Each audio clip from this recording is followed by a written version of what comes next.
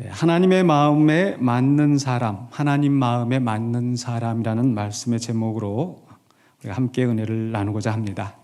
또 이 말씀은 올해 우리 금년의 표어가 되는 말씀이기도 합니다. 우리 금년 표어가 하나님 마음에 맞는 교회입니다. 우리 한번 같이 한번 해볼까요? 하나님 마음에 맞는 교회. 예, 하나님 마음에 맞는 교회. 그래서 오늘 첫 주를 맞이하면서 이 표어가 되는 이 말씀을 함께 우리가 살펴보고자 합니다.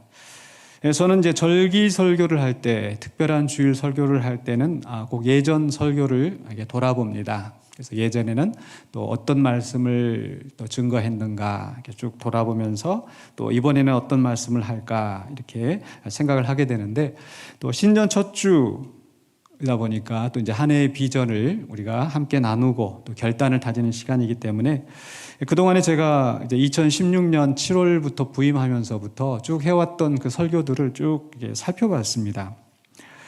그렇게 살펴보다 보니까 지난 우리 4년 반 동안 참 이런저런 일들이 많이 있었는데, 그런 속에서 그때마다 하나님께서 말씀으로 우리의 길을 인도해 주시지 않았는가 하는 생각이 들어서 참 감사했습니다.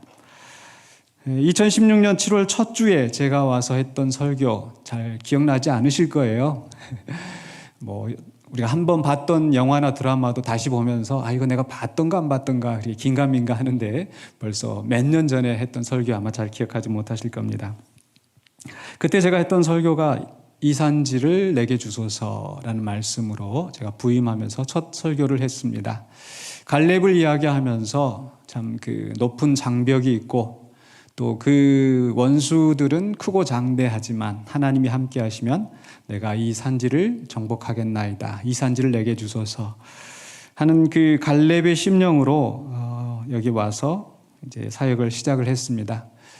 돌이켜 보면은 이렇게 험하고 이렇게 괴로울 줄 알았더라면 차라리 그렇게 하지 않았을 걸 하는 생각도 들었습니다. 8월에는 그해 8월에는 이제 우리 교회가 어떤 모습으로 가야 될까라는 그런 제목으로 제가 한 달 동안 또 말씀을 나눴었고, 그리고 9월부터 이제 창세기 1장부터 쭉 말씀을 이렇게 계속 설교해 왔습니다. 그래서 창세기 1장부터 이제 쭉 설교를 해오면서 2017년까지 이제 그 다음해까지 이제 출애굽기를 쭉 그 말씀을 나누면서 이제 10계명까지 그렇게 해왔었습니다. 그리고 나서 이제 2017년도 말에 우리가 이제 2017년도 하반기에 이제 교회 리모델링 공사를 하고 그러면서 이제 리모델링 마치고 나서 우리가 처음 했던 설교가 이제 이 성막에 대한 말씀이었습니다. 그래서 외적인 이런 교회당이 세워졌지만 우리에게 더 중요한 거 이제 우리 정말 교회다운 교회로 만들어져 가는 그러한 교훈을 함께 나누었습니다. 그리고 나서 이제 2018년 이제 성막 설교로 시작을 해서 하반기에서는 이제 민수기 이 광야 40년의 여정을 다루어왔습니다. 돌이켜 보니까 그 시기에도 좀 이런저런 크고 작은 또 불평도 나오고, 또 이제 소위 말하는 세상 말로 하자면 이제 담임 목사와 또 교인들 간의 어떤 그 하니문 처음 만나가지고 좋은 그런 시기가 이렇게 살짝 지나면서 약간의 좀 잡음도 나오고 불평도 나오고 하는 그런 속에서 그나마 좀 이렇게 조율해 가면서 또 이렇게 지내왔었던 것 같아요. 그게 2018년이었습니다. 그리고 나서 이제 2019년이 들어오고, 이제 2019년 7월 첫 주, 그러니까 3년간의 이제 제 사역이 마치고 2019년 7월 첫 주일 날 제가 이제 여호수아서를 이제 설교하기 시작했었습니다. 이제 순서에 쭉 따라서. 그래서 여호수아서를 설교하면서 이제 모세가 죽고 나서 이제 새 지도자 여호수아가 백성을 이끌고 가나안 땅으로 이제 들어가는 그런 내용을 나누면서 이제 하나님과 또 하나님의 인도하심을 따라 하나님의 말씀대로 순종하면서 우리가 함께 나아가자라고 시작을 했었습니다. 네, 아시다시피 그 이후로 참 힘든 과정이 많이 진행이 됐습니다. 우리 교회에서 또 원하는 대로 노회는 저에 대한 그 시무 계속을 허락해 주지 않고, 또 그것 때문에 이런저런 또 많은 또 상황들이 생기게 되고, 또 공동회를 하게 되고, 그래서 굉장한 이 어려운 시기가 이제 2019년 하반기부터 시작이 됐었는데 그때마다 하나님께서 또 말씀을 통해서 우리에게 또 나아갈 길을 좀 밝혀주시지 않았는가 또 제 나름대로 생각을 해보았습니다. 그리고 나서 지난해 2020년에는 사사기의 말씀을 나눴었는데 사사기 하면은 이제 각 사람이 자기 소견에 오른 대로 행하였더라. 그래서 그 안에서 많은 갈등과 분쟁이 있었던 상황 그런 시대였었는데 또 그때 우리 교회가 이제 제 2019년 12월에 그러니까 면직이 이루어지고 2020년에 들어와서는 면직된 목사가 무슨 목사냐 또 뭐 예배를 이제 방해하는 그런 상황들도 많이 있었고 또 그러면서 정말 각 사람이 자기 소견에 옳은 대로 이게 옳다 저게 옳다 해서 많이 좀 부딪히던 시기가 참 사사 시대와 우리가 좀 맞물려 있었던 그런 상황이었던 것 같습니다. 그런 와중에서도 또 감사했었던 것은 작년 이때 1월 첫 주에 우리가 나눴던 말씀 너희 몸을 하나님이 기뻐하시는 거룩한 산 제물로 드리라. 하나님의 선하시고 기뻐하시고 온전하신 뜻이 무엇인지 분별하도록 하라 라는 그 말씀 붙잡고 이런 혼란의 시기에 그래도 우리 성도님들이 하나님의 뜻을 분별하기 위해서 몸부림치면서 또 때로는 우리의 감정이 우리의 생각보다 앞설 때도 있었고 또 부딪히는 어려운 상황 속에서 낙심할 때도 있었지만은 그래도 하나님께서 또 우리의 길을 선하게 인도해 주셔서 또 지난 한 해까지 잘 마무리가 되었습니다. 왜 이렇게 또 이렇게 설교하면서도 길게 과거의 역사를 회고하느냐? 오늘 본문 말씀 보니까 그렇더라고요. 바울이 이 설교를 하기 위해서 광야에서부터 시작이 돼서 또 이렇게 사사시대 또 그리고 다윗 그리고 예수 그리스도 이르기까지 쭉 역사를 돌아보면서 이렇게 설교의 말씀을 증거하고 있더라고요. 바울이. 어쨌든 저도 쭉 돌이켜 보니까 참 많은 생각을 하게 되었었습니다. 그리고 나서 이제 2021년에 와서 이제 드디어 사무엘서를 우리가 나누려고 합니다. 그래서 사무엘서 안에서 가장 중심이 되는 인물 다윗. 바로 그 다윗을 가리켜서 다윗에 대하여서 하나님께서 이는 내 마음에 맞는 사람이라 라는 선언을 하셨는데 바로 그 말씀대로 우리 교회가 이제 하나님 마음에 맞는 교회가 되어지고 또 그러기 위해서는 한 사람 한 사람이 우리 성도들이 하나님의 마음에 맞는 성도, 하나님 마음에 맞는 사람이 되어야겠다. 이제 그런 비전을 가지고 또 그런 목표를 가지고 우리가 함께 했으면 좋겠다. 그래서 오늘 이제 사도행전 13장 22절 가장 중심이 되는 말씀 우리 같이 한번 읽어보실까요? 패하시고 다윗을 왕으로 세우시고 증언하여 이르시되 내가 이새의 아들 다윗을 만나니 내 마음에 맞는 사람이라 내 뜻을 다 이루리라 하시더니 내 마음에 맞는 사람이라 내 뜻을 다 이루리라 말씀하셨는데 지난해에는 우리가 하나님의 뜻을 분별하자 하나님 기뻐하시고 선하시고 온전하신 뜻이 무엇인지 분별하자라고 했었는데 이제 2021년에 와서는 그 분별한 그 하나님의 뜻을 우리가 구체적으로 실행하여서 또 하나님의 역사를 이루어가는 그런 교회가 됐으면 좋겠다라는 그런 마음을 가져봅니다. 그래서 오늘 이 말씀을 우리가 좀 더 구체적으로 살펴보면서 또 한 해에 우리의 사역을 위하여서 결단하는 시간이 되었으면 좋겠습니다. 오늘 이 22절 말씀은 첫 번째로 이렇게 시작합니다. 패하시고 무엇을 패하시는가? 이제 하나님께서 하나님의 마음에 맞는 사람을 세우기 위해서 하나님 마음에 맞지 않는 사람을 패하십니다. 그러니까 마치 우리가 송구영신, 과거를 보내고 이제 새로운 것을 맞이하는 것처럼 하나님의 뜻에 맞지 않는 사람을 하나님께서 패하시고 하나님의 뜻에 맞는 사람을 세우신다라는 거죠. 그래서 바로 그 앞에 22절 바로 앞에 주셨던 말씀이 바로 20절부터 살펴보면 이렇게 되어 있죠. 그 후에 선지자 사무엘 때까지 사사를 주셨더니, 사사 시대를 이제 한 줄로 요약을 하고 있습니다. 그리고 나서 그 후에 그들이 왕을 구하거늘 하나님이 베냐민 지파 사람 기스의 아들 사울을 40년간 주셨다가, 그리고 나서 이제 22절에 패하시고, 하나님께서 이스라엘의 첫 번째 왕으로 사울을 세우셨지만은, 그러나 그 사울이 하나님의 뜻에 합당하지 않았기 때문에 하나님께서는 그를 패하셨습니다. 우리 성경에 보면 분명히 모든 권세가 하나님께로부터 나오고, 그렇기 때문에 하나님께서 이 권세를 주시기도 하시지만은 또 패하기도 하시는 분이라는 겁니다. 다니엘서 2장 21절에 이렇게 표현되어 있습니다.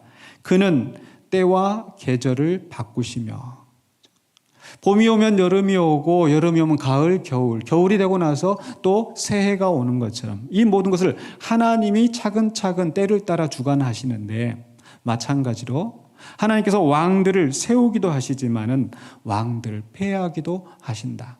바로 이게 다니엘서의 가장 중심되는 핵심 주제의 하나입니다. 바로 다니엘서 4장에 보면 이제 느부갓네살 왕이 나오는데, 이 느부갓네살 왕이 이제 온 세상을 다스리면서 굉장히 교만해졌어요. 그가 하는 말이 4장 30절에 나 왕이 말하 이르되 이 큰 바벨론은 내가 능력과 권세로 건설하여 나의 도성으로 삼고 이것으로 내 위엄의 영광을 나타낸 것이 아니냐 하였더니, 이제 자기가 정복하고 지배하는 온 나라를 바라보면서 내 권세와 내 능력으로 이렇게 이 나라를 건설했다, 그렇게 교만하여 말하는 겁니다. 그랬더니 31절에 이 말이 아직도 나 왕의 입에 있을 때에 하늘에서 소리가 내려 이르되, 이 말하고 있을 때에 하늘에서 소리가 납니다. 느부갓네살 왕아 내게 말하노니 나라의 왕위가 내게서 떠났느니라. 하나님 말씀 한마디면은 그 왕의 권세가 아무런 소용이 없게 되는 겁니다. 그래서 다시 다니엘서 5장 20절에는 이렇게 표현하고 있어요. 그가 마음이 높아지며 뜻이 완악하여 교만을 행함으로 그의 왕위가 패한 바 되며 그의 영광을 빼앗기고, 왕으로서 이 세상을 다 지배하고 말 한마디로 그 사람들을, 한 민족을 다 죽이게 할 수 있는 그런 권세를 가졌지만은, 그러나 그 위에 더 높은 권세, 하나님의 권세가 있습니다. 하나님께서 한마디로 그 왕을 폐하시는 겁니다. 사실 그렇기 때문에 우리가 교회 안에서도 직분을 맡는 것이 문제가 아니라 어떻게 그 직분을 잘 감당하느냐가 참 중요합니다. 이 교회 안에서 직분 참 많이 있죠. 장로, 집사, 권사, 물론 목사를 포함해서요. 근데 보통 우리 성도들이 이런 이 직분에 대해서 많이 다들 그러시는 건 아니지만 어떤 사람들은 굉장히 그 직분에 이 연연해 하시는 분들이 많이 있으세요. 또 특히나 이 장로라는 직분은 권력이 주어지기 때문에 굉장히 조심하고 정말 주의를 기울여야 되는데, 이 권력을 가지면서 오히려 그 마음이 이 느부갓네살 왕처럼 교만하여져서 오히려 잘못된 길로 갈 때가 많다라는 겁니다. 차라리 그런 사람은 그 직분을 안 맡았더라면 좋았을 것을. 바로 성경 속에서 가룟 유다가 그러했습니다. 그는 예수님의 12 제자로 부르심을 받은 사람이었지만은, 그러나 그는 예수님을 배반하고, 그래서 결국 불명예스럽게 그 이름이 성경에,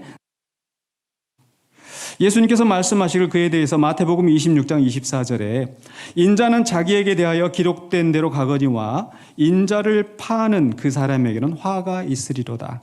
그 사람은 차라리 태어나지 아니하였더라면 제게 좋을 뻔하였느니라. 참 얼마나 불행한 말씀입니까? 차라리 태어나지 않았더라면 좋았을 것을. 오늘 우리도 마찬가지입니다. 차라리 직분을 맡지 않았더라면 좋았을 것을. 그 직분을 맡아서 잘못 감당하다가 패하시고 하나님의 영광 가리우고 사람에게 해를 끼치고, 차라리 그 직분을 맡지 아니하였더라면, 우리가 이런 평가를 받는다면 얼마나 불행하겠습니까? 우리는 그렇게 패하시는 그런 사람들이 되지 않기를 주의 이름으로 축원합니다.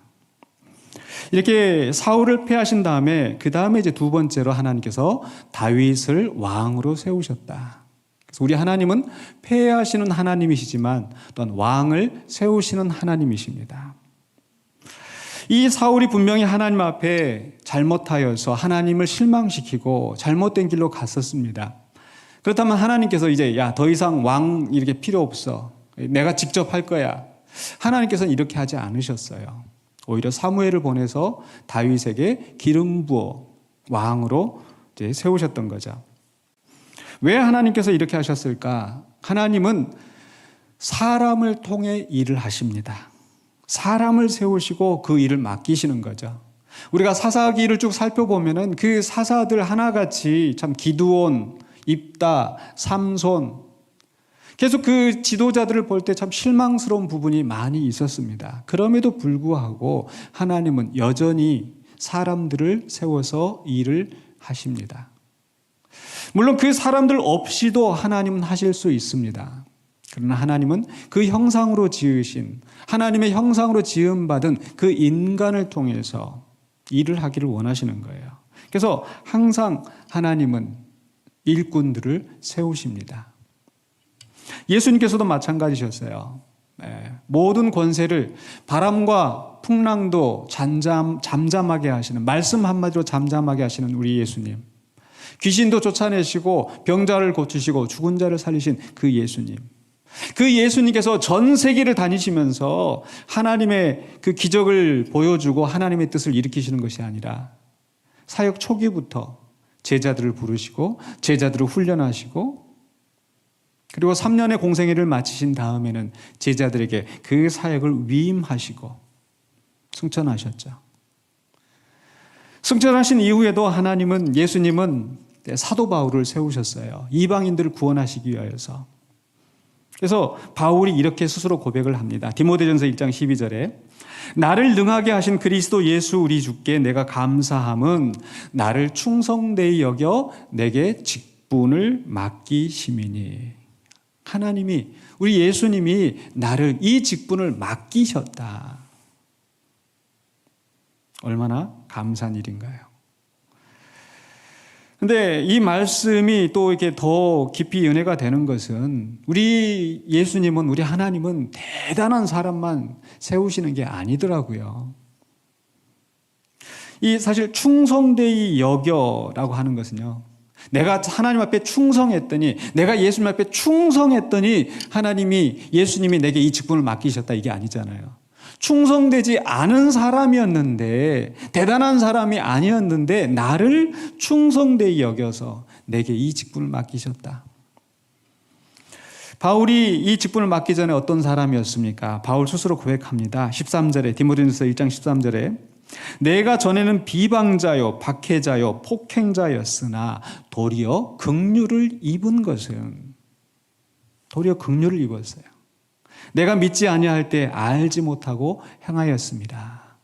예수님을 만나기 전에는 예수님을 알지 못하고, 그래서 자기 생각에 옳은 대로 율법을 따라서, 신앙의 전통을 따라서 그리스도인들을 박해하고, 또 그것이 바로 예수님을 박해하던 그런 사람이었지만 예수님께서 그에게 긍휼을 베푸셨어요. 왜 이렇게 긍휼을 베푸셨을까? 바울이 이렇게 고백을 합니다. 그 밑으로 쭉 내려가면 디모데전서 1장 16절에 그러나 내가 긍휼을 입은 까닭은 예수 그리스도께서 내게 먼저 일체 오래 참으심을 보이사 후에 주를 믿어 영생 얻는 자들에게 본이 되게 하려 하심이라. 아멘. 바울 같은 사람도 이렇게 부르심을 받아서, 세우심을 받아서 하나님의 일을 하는구나.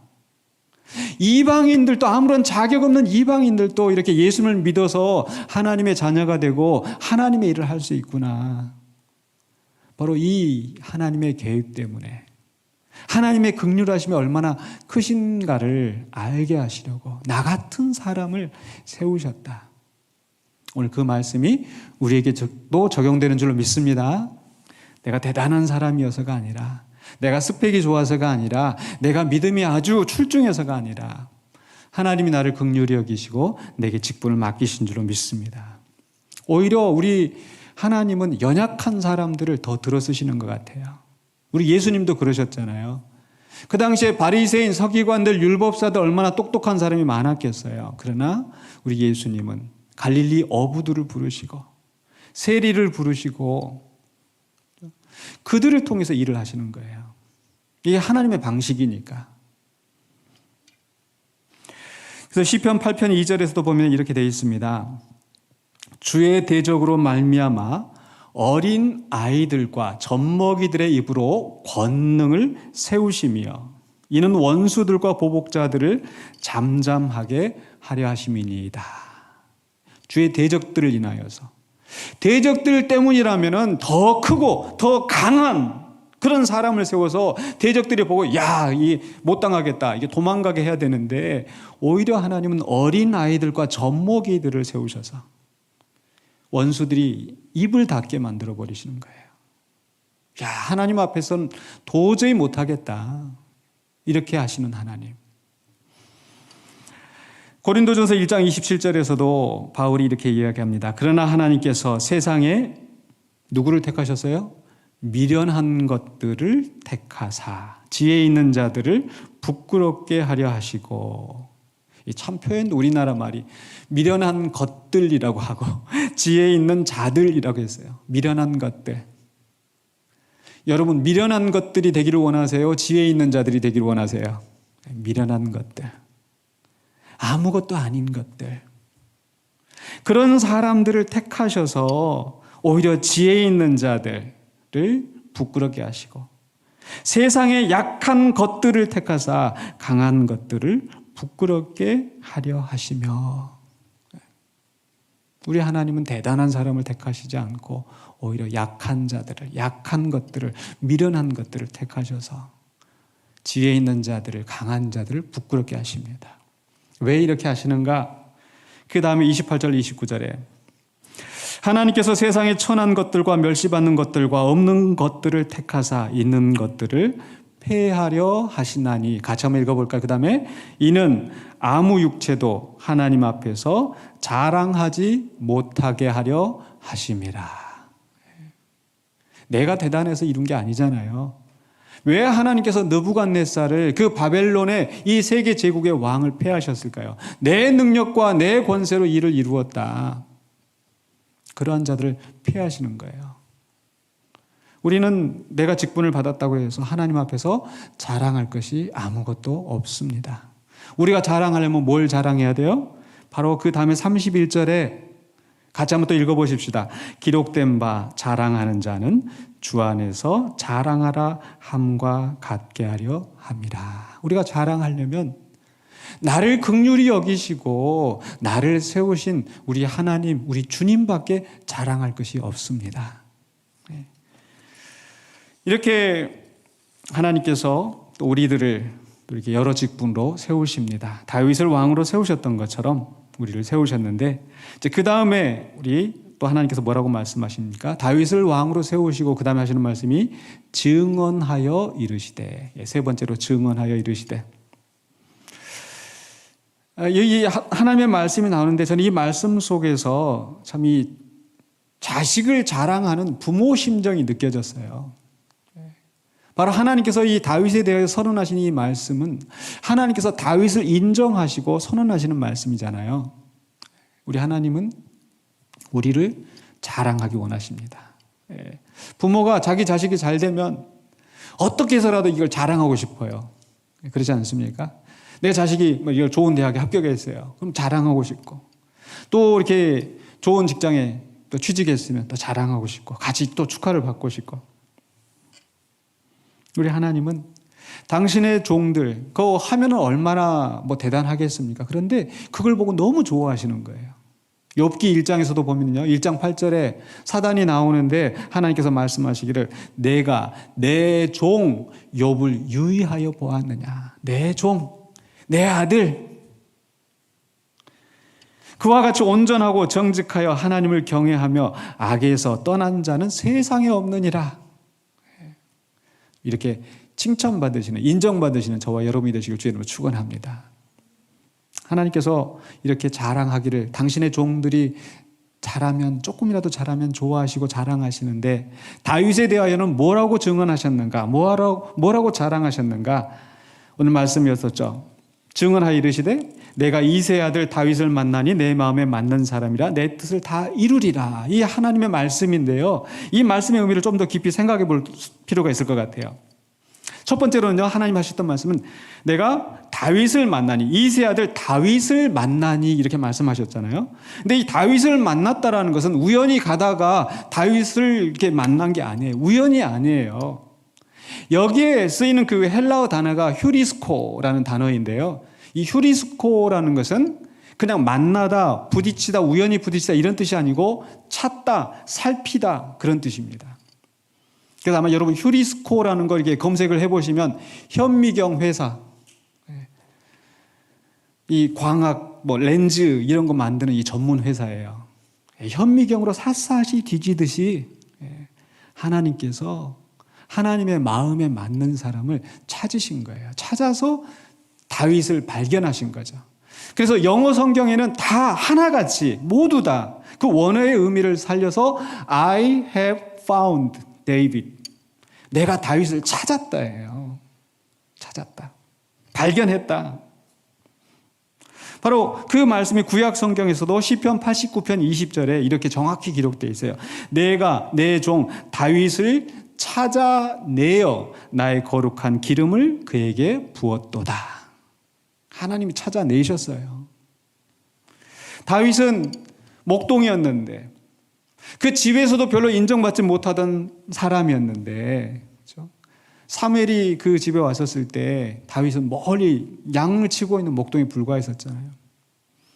다른 형제들보다 오히려 못났던 그런 사람이었지만 하나님께서 찾아내셨어요. 우리 하나님 이렇게 찾으시는 분인 줄로 믿습니다. 역대하 16장 9절에서 이렇게 말씀하시는 거예요. 여호와의 눈은 온 땅을 두루 감찰하사 전심으로 자기에게 향하는 자들을 위하여 능력을 베푸시나니. 하나님이 온 땅을, 하나님의 눈이 온 세상을 두루 살피시는 거예요. 저기 서울만 보시는 게 아니라 군산에도 살펴보신 줄 믿습니다. 저 먼 외지에서도 살펴보신 줄 믿습니다. 그래서 하나님을 향하는 사람을 찾으시고 그에게 능력을 베푸셔서 하나님의 일을 이루어 가시는 겁니다. 신약 성경에 와서도 요한복음 4장 23절에 아버지께 참되게 예배하는 자들은 영과 진리로 예배할 때가 오나니 곧 이때라. 같이 한번 읽겠습니다. 아버지께서는 자기에게 이렇게 예배하는 자들을 찾으시느니라. 아멘. 우리 하나님 또한 예배하는 자들을 찾으십니다. 비록 우리가 현장 예배가 지금 막혀서 각 집에서 이렇게 예배를 드리지만 그 예배하는 자들을 하나님께서 다 찾으시고 하나님께서 세우실 줄로 믿습니다. 우리 하나님 이렇게 하나님을 향하는 자들을, 하나님께 예배하는 자들을 찾으시는 분입니다. 그리고 나서 두 번째로 내가 다윗을 만나니, 내가 이새의 아들 다윗을 만나니 내 마음에 맞는 사람이라 이렇게 말씀하시죠. 야, 내 마음에 맞는 사람이다. 맞는다. 이게 어떤 때습니까? 우리가 옷을 살 때, 야, 이거 나한테 맞는지 안 맞는지. 신발을 살 때, 내 그 치수에, 사이즈에 딱 맞는 거. 그걸 우리가 사지 않습니까? 옷을 사러 갈 때 가끔씩 이런 경험이 아마 있으실 거예요. 마네킹을 보니까 옷이 너무 멋있어요. 그래서 야, 이거 너무 멋있을 것 같아. 그래갖고 내가 입어보면 이 나랑 안 맞아. 아무리 좋아 보여도 나한테 안 맞으면 소용이 없는 겁니다. 우리 하나님도 그런 심정으로 다윗을 찾으셨어요. 그리고 만나셨어요. 그리고 내 마음에 맞는 사람이다. 그 형들이 있었지만은 사람의 눈에 보기는 좋아 보이지만은 이건 나한테 안 맞아. 나는 중심을 보고 있어. 내가 찾는 건 이런 사람이야. 그렇게 해서 다윗을 향하여서 내 마음에 맞는 사람이다 라고 선언하시는 거예요. 이 맞다라는 말이 그 헬라어로 카타라는 게 전치사가 쓰였는데요, 그 영어에서 with라는 함께, together 그런 뜻이에요. 그래서 옛날 우리 개역 한글 성경에서는 이 하나님의 마음에 맞는 사람 이렇게 된 걸 뭐라고 번역을 했었냐면 하나님 마음에 합한 사람이다. 사실 이게 원어의 의미를 더 잘 반영을 하고 있거든요. 하나님 마음과 딱 합한, 일치되는 그런 사람. 이 맞는다라는 게 무슨 뜻이에요? 맞는다라고 했었을 때 보통 우리가 음악에서 많이 쓸 때 박자가 맞아? 음정이 맞아? 우리가 새 노래를 배우면은 이게 박자가 막 틀려요. 이 끝날 때 안 끝나고, 그죠? 올라갈 때 안 올라가고 참 답답하죠. 근데 이게 딱딱 맞았을 때 참 멋있잖아요. 이 음악 얘기하니까 또 이게 지휘가 생각이 나는데요. 이 지휘. 제가 이래봬도 이 신학교 다닐 때 저희 그 학교에 그 교회음악과가 있었는데 그 교회음악과에서 그 개설된 수업 중에 이제 지휘법이 있었어요. 합창지휘법이. 그래서 제가 초급 지휘법도 배우고 고급 지휘법도 배우고 두 학기를 공부를 한 사람이에요. 지휘법을. 제가 가끔씩 찬양할 때 이제 실수도 하고 이러니까 좀 이렇게 무시하실 수도 있는데 저 그런 사람이에요. 제가 왜 지휘법을 듣게 됐냐면은 우리 그때 굉장히 지휘를 합창지를 잘하시는 이 김희적 교수님이라고 계셨는데 이 교회음악 학생들 딱 모아놓고 이게 지휘를 하시는데 그렇게 지휘가 멋있어요. 그래서 손을 쫙 하면은 이 대원들이 딱 시작을 하고 딱 하면 끝나고. 근데 더 진짜 멋있는 것은 제가 그 단어도 안 잊어버려요. 아인자츠라는 게 있는데 독일어로 뭐 영어로 하면 큐 지시하는 거. 그러니까 딱 이렇게 하다가 엘토 나오라고 딱 하면은 엘토가 나오고 테너 딱 지시하면 테너가 나오고 그게 너무 멋있어가지고 제가 지휘법을 배워가지고 제가 한번 교회에서 할렐루야를 지휘한 적도 있었어요. 왕의 왕 영원히 이렇게 막 하면은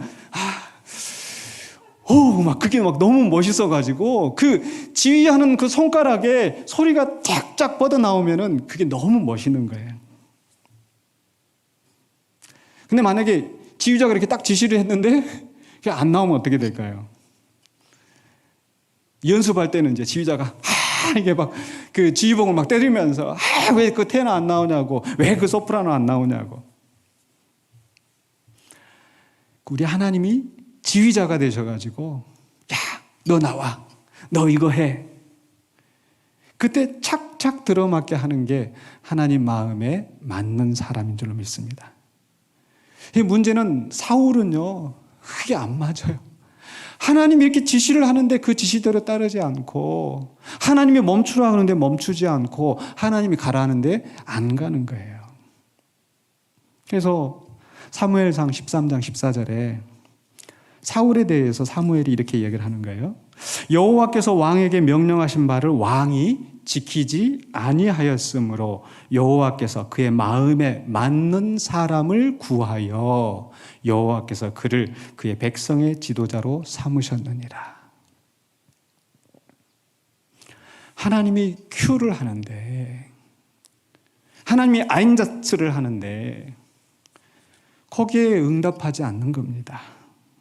그래서 하나님은 그를 폐하시고 그의 마음에 맞는 다윗을 세우신 거예요.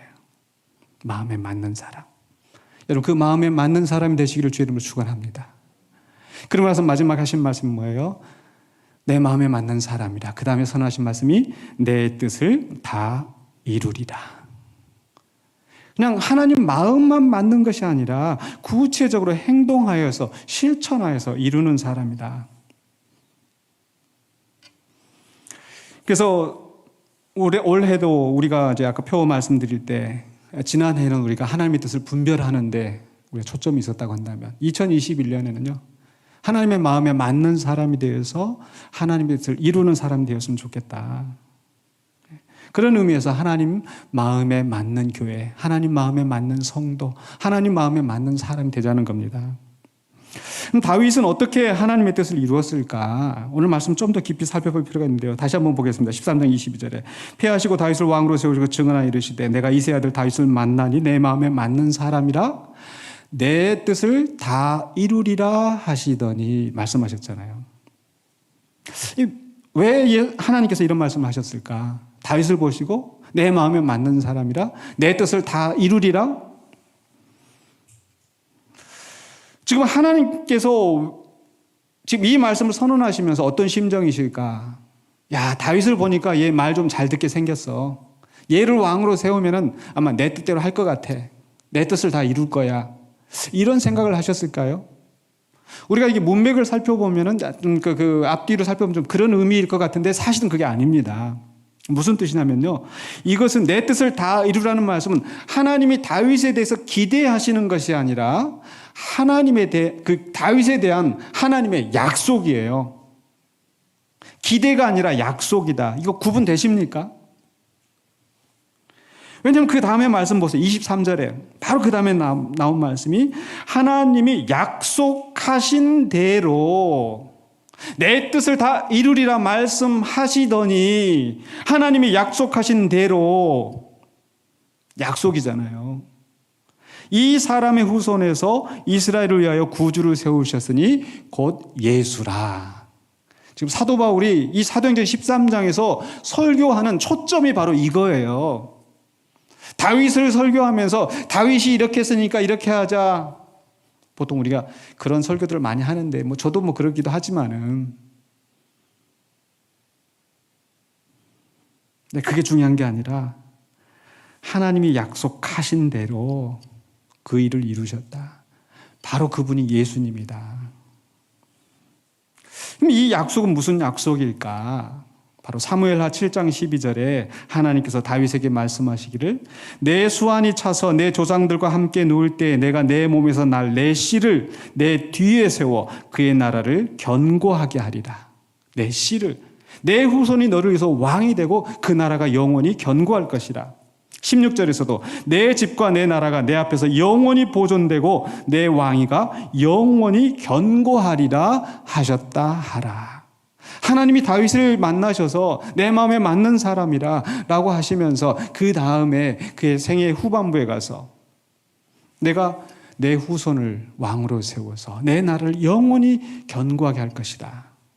이게 하나님이 다윗을 통하여 이루고자 하시는 하나님의 뜻이셨고요. 그 뜻은 바로 이제 이 사무엘서에서 이제 열왕기에서 넘어가는 문맥에서 보면은 당장에는 솔로몬에게서 성취가 되었지만 그러나 더 넘어서는 궁극적으로 다윗의 후손으로 나신 바로 예수님께서 이 일이 성취된 겁니다. 그래서 하나님께서 이 말씀을 하셨을 때 내 왕위가 영원히 견고하리라. 내 집이 영원히 보존될 것이다 이렇게 말씀하셨을 때 다윗은 뭐라고 하나님 앞에 응답을 했는가? 사무엘하 7장 18절로 19절에 주 여호와여 나는 누구이오며 내 집은 무엇이기에 나를 여기까지 이르게 하셨나이까? 하나님께서 나를 여기까지 이르게 하시고 하나님께서 나를 찾으시고 하나님이 나를 왕으로 세우시고 하나님의 일을 하게 하시고 그리고 여기까지 이르게 하시고 그 다음에 주 여호와께요 주께서 이것을 오히려 적게 여기시고 또 종의 집에 있을 먼 장래의 일까지도 말씀하셨나이다. 먼 장래의 일. 아마 다윗은 이게 무슨 일인지 몰랐을 거예요. 세상에 하나님의 아들 독생자가 내 후손으로 와서 그 온 세상을 구원하시는 하나님의 뜻을 이룰 줄 다윗이 어떻게 알았겠습니까? 몰랐을 거예요. 근데 적어도 다윗은 고백하는 거예요. 나를 여기까지 이르게 하신 하나님. 그것을 작게 여기시고 더 엄청난 놀라운 일을 이루신 하나님. 하나님은 그 약속하신 대로 다윗의 집에서 다윗의 후손으로 예수 그리스도가 나게 하셨어요. 그리고 그 나라를 영원히 견고하게 하셨죠. 그래서 이 다윗 이후로도 그 나라가 흔들리고 위태할 때가 많이 있었는데 그때마다 하나님께서 선지자들을 통해서 약속하시는데 예를 들어서 이사야서 9장 7절에 바로 우리가 잘 아는 말씀 한 아기가 우리에게 낳고 이 말씀을 하시면서 9장 7절에 그 정사와 평강에 더함이 무궁하며 또 다윗의 왕자와 그의 나라에 군림하여 그 나라를 굳게 세우고 지금 이후로 영원히 정의와 공의로 그것을 보존하실 것이라. 같이 읽겠습니다. 만군의 여호와의 열심히 일을 이루시리라. 다윗이 잘해서가 아니라 다윗의 후손들이 잘해서가 아니라 때로 다윗도 실수하고 다윗의 후손들이 다윗과 같지 아니하고 제멋대로 길을 갈 때에 그 나라에 많은 위태한 상황들이 있었지만은 그러나 하나님은 포기하지 아니하시고 만군의 여호와의 열심으로 그 약속하신 것을 이루어 가시는 거예요. 하나님의 뜻을 이루어 가시는 거예요. 만약에 하나님의 뜻이 우리 인간에게 전적으로 매달려 있다면 좀 불행하겠죠. 실수투성인 우리 인간들. 그러나 비록 하나님 우리 인간들을 세우시지만은 그 일들을 결국 이루어 가시는 분은 우리 하나님이신 줄로 믿습니다. 그럼 그 하나님께서 그 일을 이루실 때 과연 우리는 어떻게 할 것인가? 다윗은 어떻게 살았을까요? 오늘 봉독한 말씀 이제 후반부에 보면 이렇게 이야기합니다. 사도행전 13장 36절에 다윗은 당시에 하나님의 뜻을 따라 섬기다가 잠들어 그 조상들과 함께 묻혀 썩음을 당하였으되, 물론 실수하지만 그래도 하나님의 뜻을 따라 살려고 몸부림치면서 살아가는 것, 우리 하나님은 그것만으로도 아주 충분히 기뻐하시는 줄로 믿습니다. 그리고 다윗이 생각하지도 못하였던 그 큰 일을, 엄청난 일을 하나님이 이루어 가시는 거예요. 하나님의 열심히 일을 이루시리라. 그렇기 때문에 우리는 살아가는 동안에 우리에게 주어진 그 뜻을 무엇인지를 분별하고 그 사명을 감당하는 것, 그게 가장 중요합니다. 그렇게 할 때 하나님께서 계획하셨던 하나님 나라의 큰 역사를 이루어 가실 줄로 믿습니다. 바로 이 믿음으로 우리는 2021년 하나님의 마음에 맞는 사람이 되어서, 하나님 마음에 맞는 교회가 되어서 하나님 뜻을 따라 섬기며 사는 겁니다. 그렇게 섬기며 살다가 우리의 육신이 죽어서 땅에 묻히고 썩어 없어질 것입니다. 그러나 하나님 나라의 역사는 그치지 않고 우리의 사역을 통하여서 큰 일이 이루어질 줄로 믿습니다. 때로 우리가 정말 죽을 힘을 다해서 정말 희생하며 노력하는 일들이 금방 열매가 보이지 않을 수도 있습니다. 큰 성과가 나타나지 않을 수도 있습니다. 그러나 작은 것이라도 우리에게 맡겨진 하나님의 뜻을 수행할 때 하나님은 그 작은 것을 통하여서 마치 어린아이의 떡 5덩이, 물고기 2마리로 5,000명을 우리 주님이 먹이셨던 것처럼 큰 역사를 이루실 것입니다. 아까 제가 그 지휘자 그 이야기를 했었는데, 우리는 이 오케스트라 단원과 같아요. 우리 하나님은 지휘자가 되시는 거예요. 하나님이 그때그때 큐를 하시는 거예요. 지시를 하시는 거예요. 제가 시카고에서 그 시카고 지역에서 목회할 때 우리 그 찬양대 지휘자가 이 오케스트라 교향악단 단원이었어요. 단원인데 그분이 했던 그 악기가 뭐냐면 더블 베이스. 큰 거 이렇게 들어가지고 보면 이제 둥둥둥 이거 하잖아요. 우리끼리 그냥 이야기하면서 그거 매번 연습하러 다니려면 힘들지 않으세요? 남들처럼 좀 바이올린이나 좀 이렇게 작은 거 하시면 그냥 들고 다니면 되게 편하실 텐데, 이렇게 했더니 그런 소리 말하고, 얼마나 그 바이올린 한 사람이 불쌍한데 무슨 얘기인가 들어봤더니 이 교향악단 단원들은 다 월급이 똑같대요. 다 똑같은데 이 더블 베이스 하는 사람은 자기 이제 딱 월급을 계산을 해보니까 이렇게 한번 둥둥 할 때마다 자기는 10,000원, 20,000원 뭐 이렇게 하는데, 첼로 하는 사람은 좀 바쁘잖아요, 더블 베이스보다. 그래서 1,000원, 2,000원 이렇게 한다는 거예요. 근데 제일 불쌍한 사람이 바이올린이 되는 거예요. 10원, 20원, 10원, 20원, 30원, 30원. 얼마나 불쌍하냐고. 근데 진짜 제일 부러운 사람은 심벌즈 하는 사람이야. 꽝! 10만 원.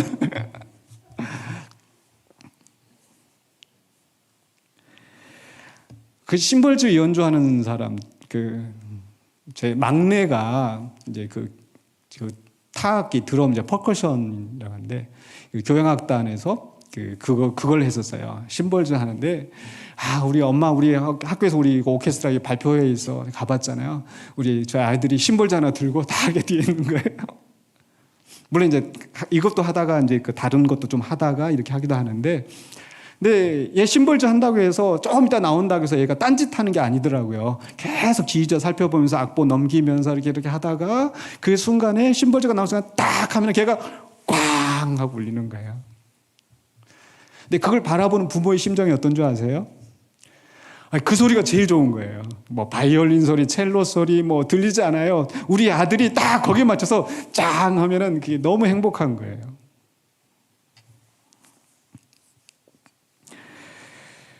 무슨 말씀을 드리고 싶은가 하니, 이 하나님의 나라에서는요, 큰 일꾼, 작은 일꾼 구별이 없습니다. 대단한 사람들이 보이는, 많은 사람들이 모이는 그 자리에서 이렇게 하는 사람이나, 저 외지에서 보이지 않는 곳에서 작은 일을 하는 사람이나, 어쩌면 그래서 목회자도 그런 것 같아요. 이 세상 눈으로 바라보면 한 2만 명 목회한다 그러면 막 사람들이 동원하고 그러는데, 그 2만 명 목회하면서 10원, 20원, 10원, 20원 할 때 저 외지에서 10명 낙도에서 이렇게 하시는 분들은 한 분 할 때 10만 원이에요. 하나님께서는 그런 외형적으로 구분하고 차별하지 않으세요. 작은 일이라도 내게 맡겨주신 거 충성할 때, 하나님의 큐가, 하나님의 지시가 내려질 때 그때 딱 맞춰서 하나님의 마음에 맞게 그 일을 하는 사람, 내가 작은 일에 충성하였으니 잘하였도다 하나님께 칭찬하실 줄로 믿습니다. 그리고 똑같이 맡겨진 일에 충성한 모든 사람들에게 하나님께서 상을 주실 줄로 믿습니다. 그렇기 때문에 내가 얼마나 대단한 일을 하느냐, 얼마나 사람들에게 주목받는 일을 하느냐, 그렇지 않느냐가 중요한 게 아니라 내가 하나님의 마음에 맞는 사람이 되느냐, 맞지 않는 사람이 되느냐. 우리 교회가 몇천 명, 몇만 명이 되는 그런 교회가 되는 게 중요한 게 아니라, 비록 작은 교회라 할지라도 하나님 마음에 맞는 교회가 되느냐, 하나님 마음에 맞지 않는 교회가 되느냐. 어떤 교회, 어떤 성도가 되기를 원하십니까? 비록 작을지라도 하나님 마음에 맞는 사람이 되어서 하나님 마음에 맞는 교회를 이루어 가시는 저와 여러분이 되시기를 주의 이름으로 간절히 축원합니다. 기도하겠습니다. 거룩하신 아버지 하나님, 이제 2021년 대망의 한 해를 시작합니다. 우리 자신들을 돌아볼 때는 아무런 희망이 없지만은, 우리를 충성되게 여기시고 우리에게 직분을 맡기시고 여러 모양으로 우리를 세우셔서 그 일을 이루어 가시는 하나님의 열심을 생각할 때 우리는 또한 소망을 가지고 다시 한번 일어섭니다. 우리의 마음을 붙잡아 주시고 하나님의 마음을 우리에게 허락하여 주시고 우리가 하나님의 뜻에 온전히 합한 하나님의 마음에 맞는 성도와 교회가 되게 하여 주시옵소서. 예수 그리스도 이름으로 기도하옵나이다. 아멘.